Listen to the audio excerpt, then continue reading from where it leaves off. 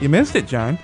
I missed what? The Happy Endings episode. Yeah, I listened to it, of course. Yes, yes. As I do, and it was funny is that ironically I was talking to the guy who cuts my hair. Yes. Jean-Marc, who's obviously French. Yeah. And he said when he first came here. Not Supercuts, I'm assuming. No, no Jean-Marc's at Supercuts. No, right. no Jean-Marc's at Supercuts. Yes, he is best of Las Vegas. Oh, excellent. Yeah. So, but anyhow, so I was he was telling me when he first came to Las Vegas over there on Rainbow, he went in for a massage. Okay. And then the woman asked him, she says, $60 for the Happy End, and he didn't understand. Because he said, his English wasn't very good when he first got here.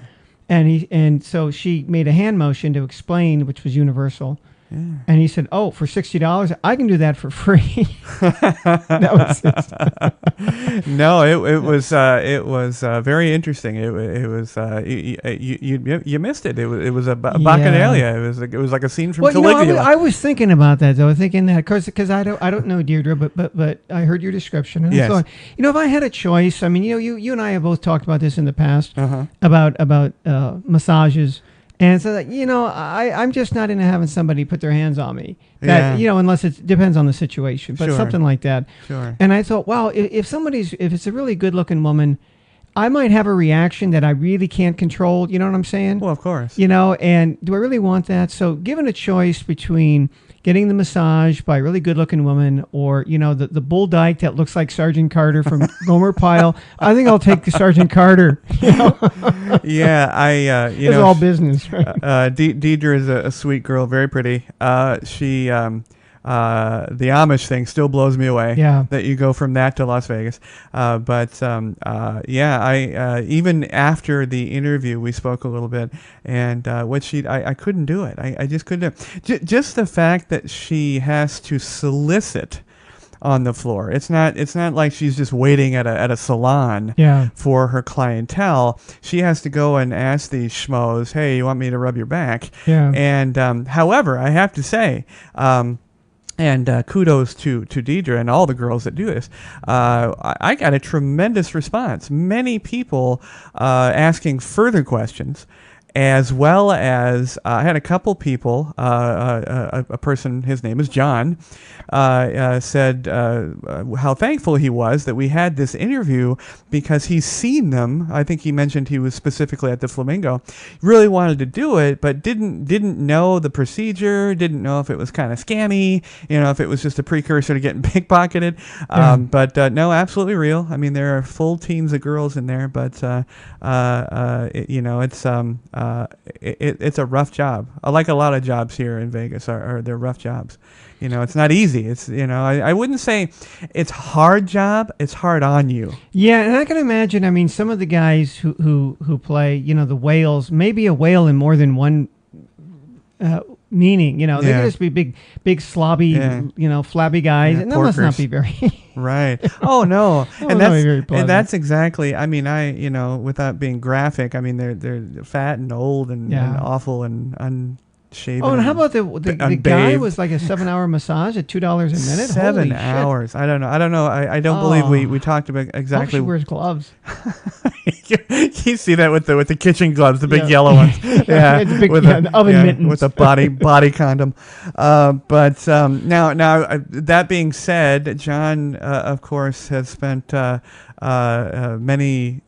a moon in Japan. Yeah. And I'm assuming you had to at least walk down the streets where they had massage. I mean, in Japan, what there was known as the fashion massage. That's what they called it. Yes. Now, they had the more legitimate ones, which was just massage-y. Okay. But the fashion massage was basically, a $30 hand job. Nice. Yeah. $30. Wow. Yeah, at that time. I think it was like 3,000 yen. Okay. Japan, it was funny. They had, when I first went over there, they would go into these things. We would go in and out of. There were cycles of fashion that they would come up with something kind of kinky. Yeah. When I first went over there, it was the no panty kiseten. I might have mentioned this before. Mentioned that, yeah. Yeah. No, where it was the kiseten being the coffee shop, and the girls were it didn't wear any underwear and the short skirt, and they had mirrors on the floor or on the counter or something like that. I never went into one of those. They didn't have those in the town that I lived in. Yeah. But then that kind of evolved, and then they kind of went away. Okay. And then there was the fashion massage. Now, are they located like Amsterdam in like a red light district? I mean, or are they just all over the place? No, there's usually an area in Shinjuku, which is kind of a downtown area of Tokyo. Yeah. There's a section of Shinjuku called Kabukicho. Okay. And Kabukicho is notorious for the bars and for the fashion massage, and other delights, or other things like that. Yeah. There's also the area where they have what they used to call the Turkish bath, which was basically the brothel. Sure. They changed the name when a Turkish diplomat got in a taxi cab and he asked to go to the Turkish embassy. And the Japanese word at that time for the Turkish bath was just turko, which is Turkey. Okay. So he asked for a Turkish embassy, and the cab driver misunderstood and took him to the red light district. Wow. So because of that, they changed the name to Soapland. That became the name of the brothels, because you go in there and the girl lathers you up and he gives you a bath, basically. Wow. So they started calling them Soapland. And my last name in Japanese, when they pronounce it, comes out soap. So, that was always a joke. My house was Soapland because I was John Soap. Wow. Well, we always called you the Torpedo. That's right. That's all that ever mattered. Welcome back to the Pod Bay Door. We're with John. John back in the studio. Like I said, he's had a couple days off from us, but still cranky. Crabby cranky John. But we thought we'd have an easy one today. We're going to talk about some things that I don't know necessarily, John, they're unique to Las Vegas, but we're always talking about all the extra things you can do. Yes, you can gamble, and yes, you can talk about all the things that are happening or not happening, or selling or not selling. And we'll let all the other podcasts take care of those heavy financial things. But as far as interesting things that people just don't know about, I got a short list. The first one we talked about, and I have not done this in Las Vegas, and the company is called Dig. But basically, it's you can pay a fee and hop into they have a large area, and you can hop into all of these giant earth movers, backhoes, dump trucks, and everything else. And is that something you'd want to do? Me, not at all. Is there a big kid in you that wants to dig up dirt? No, not any. No, I knew a kid who one time in an area when I was in elementary school, and they were doing construction, and he got onto the Caterpillar that they had there, and somebody left a key in it, I suppose, because he started it. Yeah. And then he got scared when I wasn't there. I mean, this was reported. Sure. But it started to move, and he jumped off of it, and it ran over his leg and broke it. Oh, gee. That was a big deal, though. Yeah. The kid had his leg broken because it got run over by because it. I got to thinking, there's obviously they're playing on men and women's childhood fantasies of digging up a dirt and moving it, but I got to thinking, what is it that I would that there was a childhood dream of mine to do, and mine I've actually had the opportunity to do is ride in military vehicles. I've ridden in an Apache helicopter and different land vehicles. I've not had the experience of having a pilot in a military jet. I would love that. That's not something you can just easily offer in Las Vegas, but it's hugely popular. Moving dirt.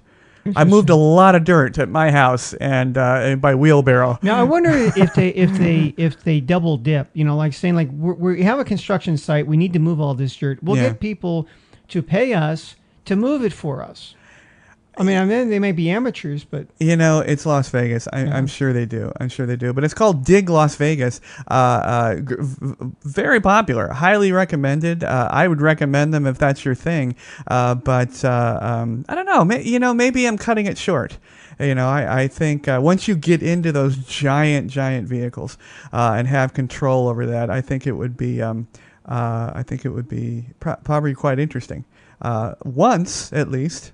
I don't know. Well, did you ever want to be a fireman or a police officer? Or? No. I've always had a thing about authority. Yes, yes, that's true. That's true. No, I never had any desire for that myself. Yeah. Well, getting soaped up like you did in Japan, I'm not surprised, John. But check it out. Dig Las Vegas. It looks kind of fun. If you want to jump into a giant backhoe and move more dirt than you could possibly imagine, do that. I just think it's funny. Obviously it's more complex than this. But again, having done all of my own landscaping at my house, moving dirt from one place to the other seems like such a pedestrian activity. Yeah. And yet, it's probably quite fun. Yeah. But it's not a wheelbarrow full. I mean, it's more dirt than you could possibly imagine. Yeah. But now, when I was a kid, like first, second, third grade, something like that, I remember thinking the job that I wanted to do was clean off the high power lines, because I like that bucket. I thought that was cool. The guy gets in the bucket, and a cherry picker, and he goes up in the air like that. I thought, wow, that's pretty cool. I want to get up there. It's funny. Doing what I do, a lot of the commercial photography in Las Vegas requires overall views, when they set up rooms and things like that. And I have spent more than enough time on what are called scissor lifts, many, many, many feet in the air with people that are barely trained to drive them. And, I'm up there with fisheyes and wide lenses and trying to get this whole thing.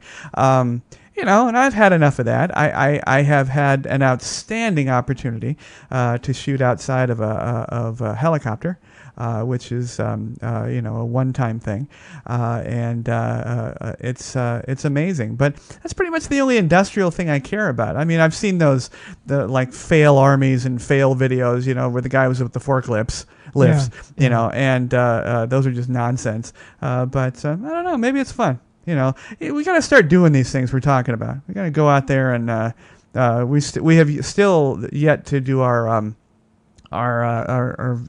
review of the marijuana dispensaries. That's right. Yeah, marijuana's getting to be boring, isn't it? Yeah, I guess so. I mean, the industry anyway. Yeah. I think that's kind of died down. Yeah, I think so. Well, secondly, people don't know. We've talked about so many things, and John has mentioned them quite often.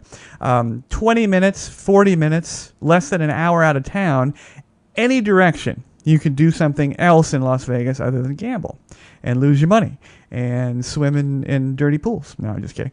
But just outside of town, I'd say probably about 45 minutes, total drive. There is a wonderful little place called Calico, and you can go to the Calico Ghost Town. There are several ghost towns between here and California, here in Utah, and here in Phoenix, in Arizona. But Calico, I've been to many times. It's especially if you have kids. It's a great place to go. They have a wonderful little town. They have, Wild West cowboy shows, wonderful hiking. It's actually the trailhead for many different hiking spots. And they have active horse care out there and a little bit of cattle and all different types of things. You got to be careful. They have all the extra stuff too, like scorpions and snakes and tarantulas. But now, have you ever taken your boy out there? No, I haven't. I haven't gone out there. Yeah. Is that something you'd like to do? Well, it's a ghost town for a reason, right? Yeah, right. I guess at his age now, no, but 16. He's 17. 17. He's sorry. almost 18 now. Yeah. But oh boy. But yeah. I think maybe a few years ago it would have been more interesting. I'd be interested in that. Yeah. We went to the silver mine. Remember? I think we did. on a concierge trip. Yes, as concierge at the Venetian Hotel, those many years ago, we were very fortunate to be given tours, or not given, but we were afforded tours, complimentary basis, so we could talk about them. And I think that was at the time it was Rat Rat Tours, Rebel Adventure Tours. We did Rebel Adventure Tour. That was the Humvee to Hoover Dam. Yeah, Humvee to Hoover Dam. And at that time, you could take the jet ski up pretty close to the dam itself. Yes. After 9/11, you couldn't do that. Yes. But we did that, and then there was that Silver Mine was actually a different one, but it was a different company. I forgot who did it, but nevertheless, that was fun. There's a lot of stuff like that. Oh yeah, absolutely. I mean, there's Pink Jeep Tours, there's Rebel Adventure Tours. We did. We were actually sponsored by Maverick Helicopters. Yes, Maverick was great. And they still are. They still have a good reputation. There have been other companies in town that have suffered some problems. But not Maverick. Not Maverick. No. But now there was a couple of tours that we were lucky that we didn't have to go on, that some of our colleagues got stuck on. If you remember, was that really awful deluxe tour, bus tour to the Grand Canyon. Yes. Which was like 12 hours. And if you just look, I said, well, Jesus, it's 12 hours, but it takes you 4 or 5 hours to drive there. Yes. And then they stop off along the way to pad their own wallets with the Vitamin World and Ethel-M. Yes. And, they got to make these other stops. And then they're going to have the buffet lunch at the Holiday Inn. And there's nothing worse than being on a bus with a bunch of geriatrics who have just had lunch, a nasty ass lunch. Yes. And what goes in nasty goes out nasty, and they're farting the whole way coming back. And you actually spend about an hour and a half at the Grand Canyon. And the rest of the time you're either on the bus or Vitamin World. Yeah, exactly. I mean, now these are excellent places to stop. Vitamin World, not so much. I mean, it's just like a GM. Ethel-M is cool. Ethel-M is very cool. In fact, we'll mention that. Ethel-M Chocolate Factory, Ethel-M Chocolates, has a local production facility, but it's more of a museum. Yes. You can go in and watch them make the chocolates. And get free candy. And get free candy. Lots of free candy. And they also sponsor something that a lot of people skip over, but it's actually really well done, is a botanical garden. Yes, a really nice cactus garden. Yeah, specifically southwestern and desert, Sonoran desert style. Yeah. And it's right in town. I mean, it's on a road here in Las Vegas called Green Valley Parkway. I highly recommend that. Vitamin World, it's a GNC. Yeah, and also Ethel-M, even the quintessential Christmas grouch that I am. Yes. They have a really nice display, lights display around Christmas time to go. Definitely worth seeing. Oh yeah. In December. Now, folks, don't misunderstand John. He is a year-long grouch, not just a Christmas grouch. Yeah. Going back, Calico Ghost Town, check that out on the way to, I believe, it's on the way to the Red Rock Canyon location, and before you get to Valley of Fire location. But it's a really great place to go if you want to get some fresh air, do a little hiking, see some old Western stuff, and just have a great time. Half-day thing, I'd say. Yeah. Now, the one place I would skip, I mean, this is my opinion. Yeah. Bonnie Springs. Bonnie Springs. Yeah. Bonnie Springs is another, I'll term it a ghost town of sorts. It's more of a dead town, but it's a sad little town. Yeah. Yeah. But now go to Calico, check that out. Yeah. And half-day thing, very easy. You could even catch a show after you come back home. Next is something that is, again, not specific due to the artist to Las Vegas, but it is very unique thing to do here in Las Vegas because, again, it is it's an extreme departure from the standard, what I think is boring gambling. But it is called, and I apologize to our Egyptian folks listening if there are any, AKOB, or Akhab, and it's Akhob, B as in boy, and it's the Egyptian word for pure water. It is by an artist. His name is James Turrell, and he has designed something which has a general name of Gansfelds, which means light fields. It is located, I'll describe it in a second to John. It is located on a very hidden area above Louis Vuitton, who has sponsored this, on the 4th level of the Louis Vuitton store. And it is amazing. What it is you walk into this room, a spacious room, and there is a concentrated set of lights that turn the room completely a color. And it continues to change colors like fiber optics, but way better. It's completely seamless. And John is going to laugh, and I know why he's laughing. But it is such an immersive light display that there are times you don't know where the door is that you came in. And it's one of those. I've had that experience. Yes, you've had that experience. Tibet, wasn't it, John? You hopped over a leper and then started to see things. But again, the artist's name is James Turrell, above the Louis Vuitton store, and it's an immersive light display.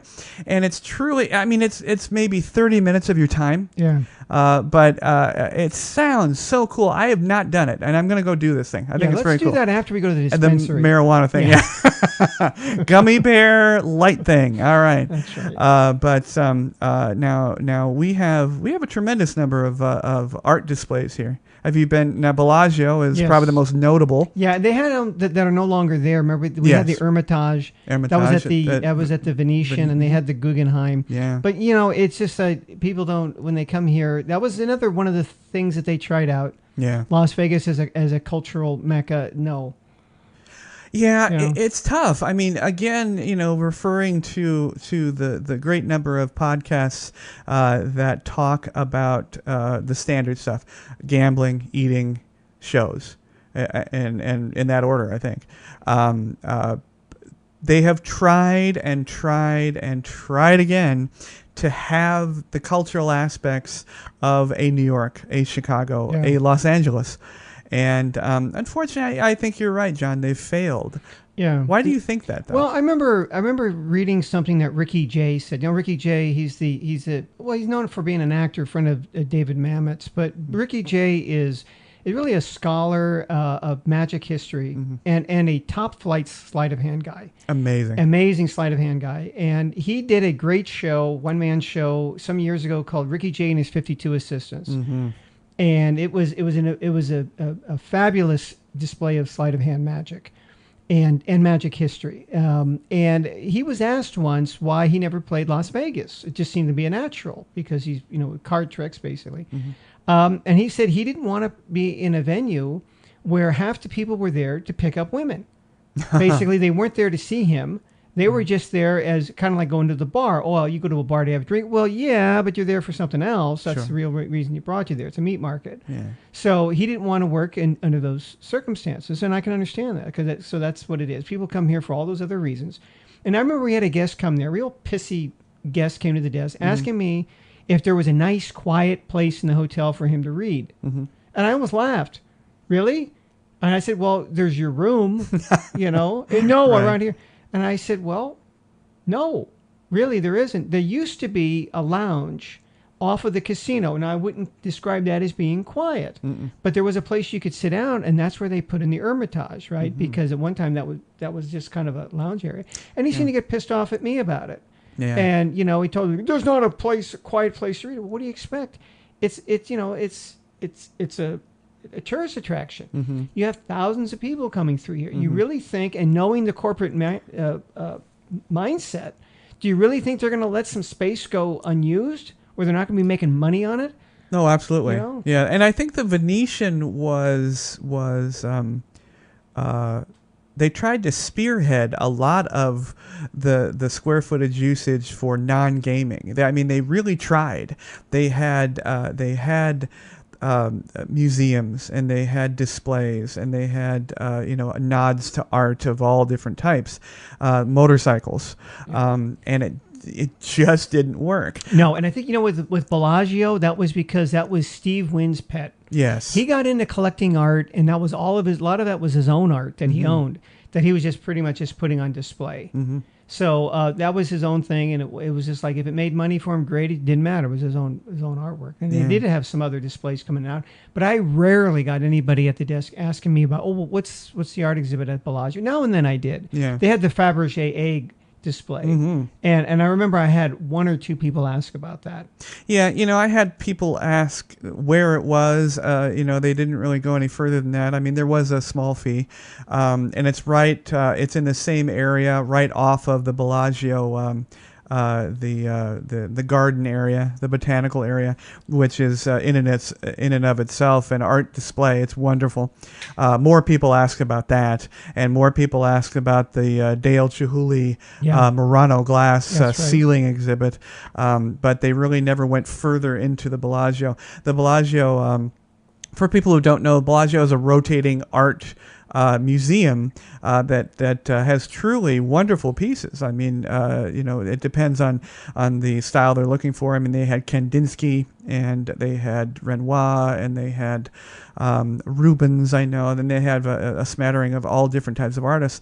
But yeah, it was poorly attended. It is still there, very small. I remember the one story I love and used to tell people is when Steve Wynn was still very involved in the Bellagio, he still had the bulk of his eyesight, and he had there was a celebrity and VIP tour, and a gentleman put his elbow through one of the paintings. Oh no! Yeah, and Steve Wynn, took it with either that or, well, there were two instances. One was done by Steve Wynn himself. The other was done by a patron. Both of which had to be fixed, and they were. He hired the world's best to fix this, and they did. But can you imagine that, seeing a masterpiece with a giant elbow in it? Oh my gosh! But I don't fault Vegas for being like this, because that's what it is. It is supposed to be, I think, guttural. We see this downtown. Downtown is still a dump. Yeah, and they've tried, and leave tried it alone. So hard. It's still a dump. It just gussied up. Right. Again, it's the whore with another layer of makeup on. Right. Yeah. It's a pig with a dress on it. Yeah. Yeah. But no. Again, Vegas is a living, breathing thing to us, and she will survive us. And she will adapt, and everything will be fine. If she needs to be campy and cheesy and guttural, she will, for as long as it suits her. It'll be here forever, because Vice isn't going anywhere. No. I mean, with the Quisatens and the soap me up places, it's Vice is worldwide. Vegas just happens to be its poster child. Yeah. But I hope that those who come here realize there are some wonderful things to see beyond that. But again, artist name is James Turrell. Check that out. A Cobb over at Louis Vuitton. It's hidden. It's actually free. You just need to make an appointment. And you can actually go in large parties, and you can arrange get-togethers there. But check that out. I'm going to check it out myself. Okay, John, we're down to the last two here that I found that are really axe monkeys. Interesting. Have you thrown an axe? Have you thrown an axe at anything, John? No, I don't think I ever had. While you were at the concierge desk. I wanted to. Yeah. There were times I remember when the CSI, they filmed an episode there. Yes. And I said, well, and I asked somebody who was working on the production, what's it about? Well, somebody's dead in a hotel. I said, I'll volunteer. Can I be the one who killed them? Again? Yeah. Yeah. I'll be the one. Let me be the one to kill. I'll work for nothing. Yes. We we're gonna have another episode dedicated to those entertainment things that have been shot at the Venetian and the here. No, Axe Monkey is actually a brand name, a company name. They are someone. If you want to throw an axe of any type. Whether you saw it in like a hand axe, hand axe, or giant axe, hatchet. If you want to throw a full size axe, like the loggers use, but it's literally a company dedicated to throwing axes. You go in there and throw axes. I'm assuming. It didn't say it. I looked up all the information that was available to me. They didn't say you could throw knives, but I'm assuming you could throw knives. I think that's the most unique thing I've seen as far as the assault entertainment. Yeah. We have a lot of hey, go fire a machine gun places. Yeah. And they go in and out of business. We have one that I don't know if you know this. I actually am friends with a person that is friends with the owner. It is a mobile firing range. No, mobile firing range. Yeah, this bus goes around, and they pre-sell what's going on, and they say we'll be here. It's kind of like a really dangerous food truck, and they go out to the desert where it's legal, and they set up a firing range right there out of the bus, and I don't know of its popularity yet, but it's available, and but it's like that. We have a lot of and we have a lot of people that would like to fire very unique full auto kind of things. Yeah, and they're yeah, fully licensed. Yeah. I mean, it's as safe as it can be. What is something you would like to fire? Are you a gun guy? No, not at all. But if I'm gonna fire something, it's gonna be something big. I'd like Yeah. one of those rocket launchers. So you want to just Yeah. blow the shit out of something. Yeah, just do that. I mean, you Okay. just kind of have to aim in the right direction. Okay, so But yeah, like I so said, you're I'm reaching for the RPG. You're just That's it. nice. Oh. I've always wanted to shoot One of those belt-fed gun with you have the the minigun. Yeah. Oh yeah, cut a car in half. Yeah, that'd be fun. Do the whole Jesse Ventura Predator thing. Yeah. No, the 50 cal, the Barrett sniper. I've always wanted to fire one of those, and I think it's a bucket list thing. I've not. I've only fired a smattering of guns in my life. Are you for guns? No. You're not for guns. No. Are you for taking them all away, or are you just like the reduction of? Well, living in Japan, I really thought the Japanese had a really interesting and good approach to it. Yeah. The private citizens do not have guns in Japan. It doesn't mean that you can't get one. Yeah. You have to. You just basically, because it's not in their constitution. But what you can do is because I actually taught a guy who would have been the equivalent of like the head of the NRA. Mm-hmm. But except he wasn't a right-wing nut like the asshole we have here. Right. But what they did is they were basically hunters. Okay. They go out shooting quail. Yeah. So what they had were just little, 22 rifles or something like that. Okay. But still, you would have to go to the police department and put in an application. Mm-hmm. And they have this really great, to me it was, catch-22. Right. If you are deemed to be mentally incompetent or to have some mental issue, they won't give you a gun. Mm-hmm. So you apply, and they kind of think that if you want to have a gun, you're crazy. Mm-hmm. Therefore, you don't get one. So, but right. in some cases, sure, you're going to go out there and you're going to join the club and you're going to go out shooting quail. Mm-hmm. They'll give you one. So he had, so pretty much this is what he told me. That's what it was. So yes, there were some gun owners there besides Yakuza. The underground had guns. Yeah. And I did know an American guy that smuggled one in. Oh, jeez. Yeah. I thought that was ballsy, but he told me he did. He showed it to me. He just didn't have it. Yeah. Yeah. I don't know why he wanted to do that, but again, it's in the Constitution. They're not going to change it. But here, No, and the current administration keeps walking back things it's saying, and and going. The gun lobby is powerful, but I'm not going to waste my time with that because there's one last thing that I think is built for you, John. All right, crabby, grouchy, annually, and pissy, John. Yes, yes.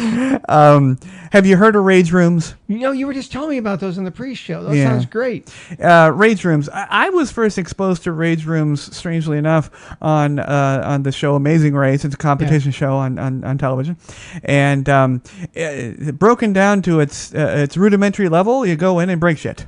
Nice. Yeah, but apparently, it's a little bit more complex than that. You can have parties. You can go in as an individual. You can go in with a partner, and you put on the appropriate safety gear and no explosions, no pyrotechnics, of course. But you go in with hammers and axes and whatever, and just bust shit up. It sounds to me like that would be a really good high intensity workout.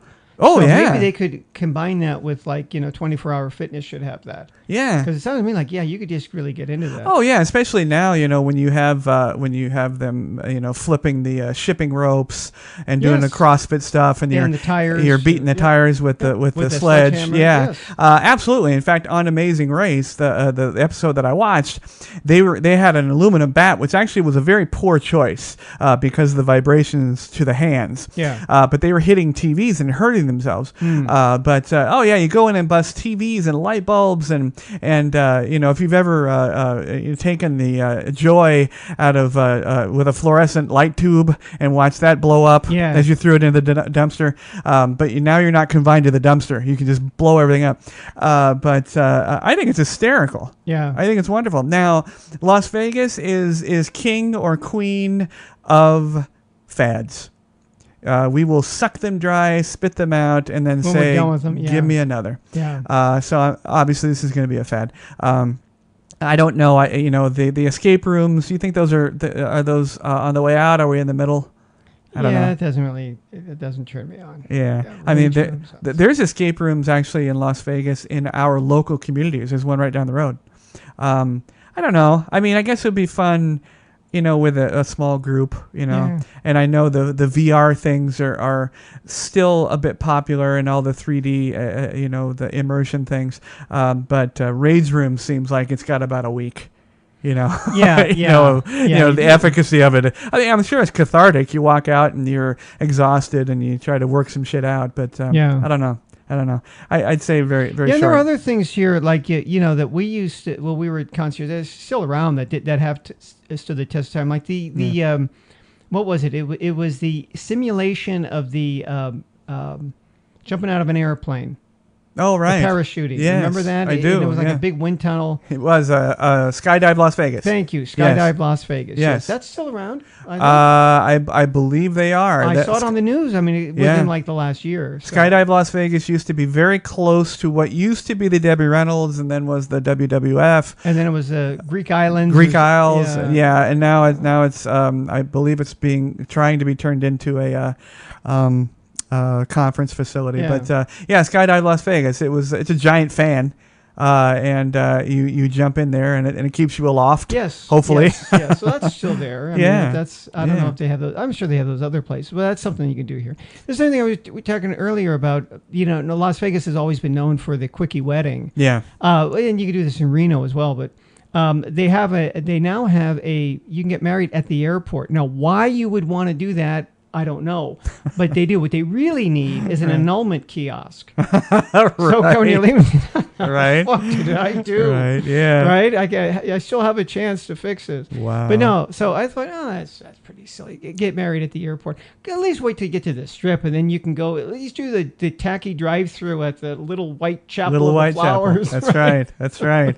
Yeah, I didn't include that because I think that's the chapels are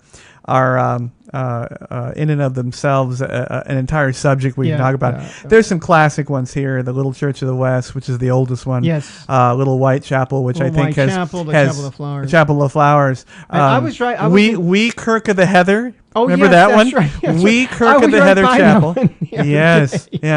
Yeah. And there was one downtown, I think it was called Chapel of the Light, but it is the source of one of the funnier jokes that and signs in Las Vegas I've ever seen. And these they're little. I mean, it's no bigger than the studio we're sitting in.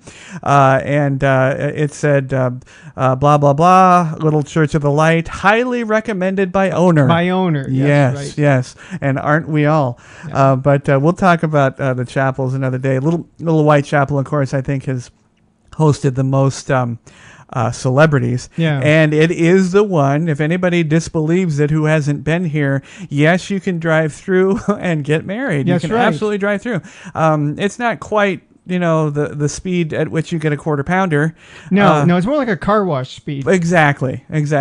So, but it can equally ruin your life in that short amount of time. But Charlotte's still there, the redheaded lady? I don't know. We've had again, we have a lot of stories that John and I can share. Charlotte was a redheaded lady over at Little Chapel, Little White Chapel. Yes, she was like you heard about wailers, the people that would cry at somebody's funeral and they didn't even know the deceased. Yes. They were just hired. Yes. Charlotte is that way, but for weddings. Yes. She was that way. It was like, it's so wonderful that these two great people are getting married. What do you mean? They just met and they're drunk. And I think, if I'm not mistaken, she's probably charged to do it, too. They charge for everything. Yeah. But, we've had some wonderful, personalities. Yeah. We had Charlotte, of course, and we had we've talked about her before. Anne with the Vegas tickets. Tickets. Yeah. She was one cigarette from the grave. Yes. And I'm not even going to mince terms. They were scalpers. Yes, they were. You know, they just happened to have a license, and they were called ticket brokers at the time. And it's how concierge got tickets that were unattainable to normal people. We didn't have them magically in our pockets like Michael J. Fox did in For Love or Money. Yeah, we got them from Anne. Yeah, exactly. We got them from Anne, you know, and her, and it was back in the days when there was no vaping. Yeah, it was straight unfiltered Marlboros, I think. Yeah, and the funny thing was when you talked to Anne, she had claimed to have been this is a sexist term, a hitman. Yeah. In Hong Kong. Right. And the thing is, of course, you know, it's Las Vegas. Everybody bullshits. But she did know Hong Kong because I'd been there. Mm-hmm. And she said, "Where did you stay when you were in Hong Kong?" I said, I stayed at the Chungking Mansions. Chungking Mansions, that's where all the whores stayed. Why do you think I was there? Right? Because in those days in Hong Kong, you either had a choice. You stayed at the Chungking Mansions. Right. Or you stayed at like the Hilton, which was like, at that time, you know, like $75, $80 a night. Sure. Well, the Chungking Mansions was like $15. Sure. So that's where I'm going to stay. Well, I'm going to digress here, all right. Because all these stories we will bring up in another episode. I saw something on a David Letterman. All right. On his Netflix specials, and he's been interviewing people. In this particular case, he was interviewing Tina Fey, and he was talking about his son Harry and going to school. And I was going to ask you, because John, you have a school-age boy. I mean, he's a little bit older than Harry is, but David Letterman said there was a special meeting with all the parents, and he asked the audience. He said, "What do you think this meeting was about?" And I'll be goddamned if they didn't get it, and all of them said vaping. Really? Have you had to go to school and talk about vaping? Vaping is huge here in Vegas. And, of course, anything that starts, any fad that starts, there's always a company, Sin City Vapors, Sin City Cleaning, Sin City whatever. But have you had to go to school and talk about vaping to your kids? No, I haven't even seen a notice. Really? Okay. Yeah, for that. Now, again, with his kid... Yeah. It might be because he's elementary school or middle school. He was a young boy. And so I asked my son in high school, what is big there? And vaping. He says people don't smoke cigarettes. I mean, that was the thing when I was in school. Right. It was smoking you were either smoking dope or tobacco. Sure. And drinking. Yeah. That was mostly it. Oh, there was some LSD. Yeah. Cocaine was too expensive and it was years. But you didn't share it. No, okay. But he tells me, there's a vaping. It was mostly dope, but not much in the way of cigarettes. So I don't think vaping is. Well, apparently it was the issue was vaping of marijuana. It wasn't just vaping the stupid watermelons, flavored. But I was just curious because I don't have children, and I just if you had to attend a special vape meeting. No, that's the first time I've ever heard of any nuanced vice that had to have a school meeting. I mean, you didn't have a school meeting about cigarettes. No, or marijuana in general. No, the only thing I remember that they had a few years ago was when we were redoing their curriculum about sex education. Mm-hmm. And you get the crackpot parents come out for that. Mm-hmm. I know, over my dead body, they're gonna, because it said about they were going to teach the children about masturbation in kindergarten or something. Right. Well, the thing is that first of all, they're teaching them about masturbation. They're not teaching them techniques. Right. They're not telling them, "Here, kids, try this." Right. The next time you're in the bathtub. Sure. No, they're basically explaining. Kids are curious at that age. Yeah. And you get these parents that don't, want to shield them from it. And those are usually the ones that kids grow up to be, the real pervs, I think. Right. But, some of these parents look, lady, you don't have to go to war about this and die over sex education. Yeah. Put your kid in a fucking private school then. If that's, the rest of us, if for public school education, think that our kids need to know about this. They're going to learn about it. It's just part of being human. Yeah. Instead of they've got to, but other than that, I can't think of anything that in recent years that they had. I just thought that was strange. David Letterman is a high profile kind of person, and even he has to do strange, goofy shit for his kids. But John, thrilled to have you back. Thank you. Love the stories. And again, we'd like to thank our sponsor for this month, CWOdesigns.com. If you love woodworking and fine decor items, you can check those guys out. I just saw the coolest thing that they made. It was a very simple. It was a bottle opener for a bar. Cool. Very cool. But if you love woodworking and and really kind of fine decor items. Check those guys out, cwodesigns.com. And please, if you guys get a chance, head over to iTunes and give us a 5-star review if you think we deserve it, and we'd love to hear from you. And if you'd like to contact us for any reason, contact us at thepodbaydoorlv@gmail.com, and you can ask us any questions that you'd like. But again, for John, this is Jamey. We will see you next week. Thanks to everyone listening and watching. You can catch the Pod Bay Door on the Podbean app or any of your favorite podcast apps, including iTunes, Google Play, TuneIn, and Stitcher Radio. You can watch the show on our YouTube channel at the Pod Bay Door Podcast. Please download, like, and subscribe. Our social connectivity screen is coming up. Check in with us on Facebook, Twitter, and WordPress. The Pod Bay Door is closed and talent is out. Hey everybody, thank you very much for tuning into the show. We would love to hear your show suggestions and comments. If you're watching on our YouTube channel, please click to subscribe. You can also connect with us on Facebook using @PBD Podcast, on Twitter using @TPBD Podcast, and on WordPress at thepodbaydoor.wordpress.com.